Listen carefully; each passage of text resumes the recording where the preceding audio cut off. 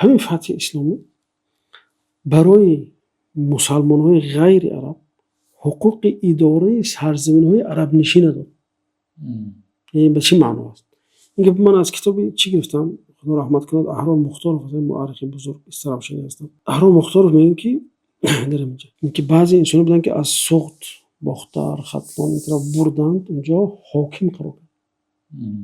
مردم میگه اصل مثلا احرار مختار میرن میگن که مثلا شبلی هست، اون شبلی استرابشنی یکی از چیزای که خطبای اهل تصوف حساب میشه. همین مرد که پدرش حاکم بود در عراق. بعد میگن که خود او یعنی که خود شبلی هم زمان حاکم شهر دومان اقلیم تبریستان ایران، حاضر تقریبا منطقه مازندران اونجا است. بعد که پدرش تا تو یک زمان چی میشه؟ حاجب خلیفه میشه دربان. به اصطلاح حاضر مثلا رئیس دستگاه استاد یک استراحشنی عادی مثلا میاد یا استراحشن اونجا حاجب خلیفه میشه. تصور کنید خلیفه که نیم عالم در وای میکنه.